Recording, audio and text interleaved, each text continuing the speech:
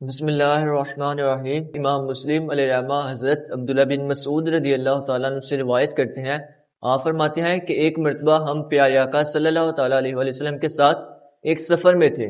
آپ صلی اللہ تعالیٰ علیہ وسلم کے ساتھ جب ہم سفر کے لیے نکلے تو کچھ دیر بعد ہم ایک چٹیل میدان میں، ایک کھلے میدان میں ہم ٹھہرے، ہم نے وہاں پڑاؤ کیا۔ آپ صلی اللہ تعالیٰ علیہ وسلم قضائے حاجت کے لیے ایک طرف روانہ ہو گئے تو میں دیکھتا ہوں کہ آپ صلی اللہ تعالیٰ علیہ وسلم قضائے حاجت کے لیے گئے ہیں، تو میں فوراً آپ کے لیے آپ کے پیچھے پانی لے کر حاضر ہو گیا، آپ کی طرف پانی لے کر چل پڑا۔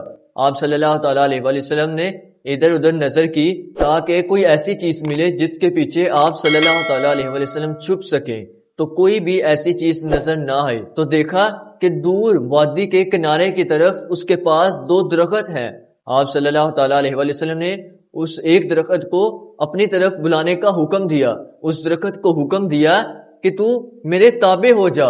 تو وہ درخت آپ صلی اللہ تعالیٰ علیہ وسلم کے ایسے تابع ہو گیا جیسا کہ ایک اونٹ اپنے قائد کا تابع ہو جاتا ہے، کہ وہ قائد اپنی سواری کو، اپنے اونٹ کو جس طرف کرتا ہے وہ اونٹ اپنے قائد کے کہنے کے تحت اسی طریقے سے چلتا ہے۔ اسی طرح پیارے آقا صلی اللہ تعالیٰ علیہ وسلم نے جس طرح اس درخت کو حکم دیا کہ تو میرے ساتھ چل، وہ درخت ایسے ہی چلا جیسے ایک قائد اونٹ کو حکم دیتا ہے۔ اور پھر اسی طرح دوسرے درخت کو آپ صلی اللہ تعالیٰ علیہ وسلم نے حکم دیا کہ تو اللہ کے حکم سے میرے تابع ہو جا۔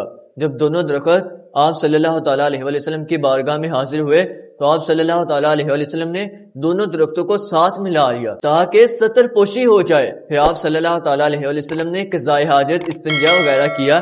اس کے بعد پھر ان درختوں کو حکم دیا کہ تم واپس چلے جاؤ۔ تو وہ درخت اسی طرح جیسے آپ صلی اللہ تعالیٰ علیہ وسلم کی بارگاہ میں آئے تھے، آپ صلی اللہ تعالیٰ علیہ وسلم کا حکم سن کر اسی طرح ویسے ہی اپنی جگہ پر چلے گئے۔ حدیث پاک سے معلوم ہوتا ہے کہ پیارے آقا صلی اللہ تعالیٰ علیہ وسلم نے درختوں کو اپنی طرف بلایا، انہیں اپنی طرف آنے کا حکم دیا۔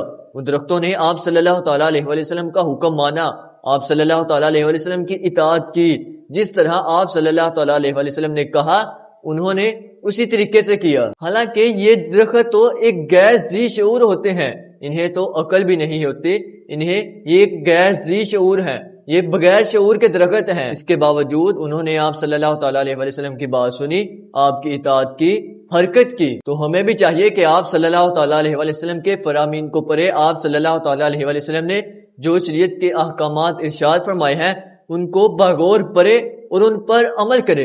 ایک درخت ہو کر آپ صلی اللہ تعالیٰ علیہ وسلم کی حکم کی تعمیل کر رہا ہے، حکم پر عمل کر رہا ہے، تو ہمیں زیادہ سے زیادہ کوشش کرنی چاہیے کہ جتنے بھی آپ صلی اللہ تعالیٰ علیہ وسلم کے احکامات ہیں ان پر عمل کریں۔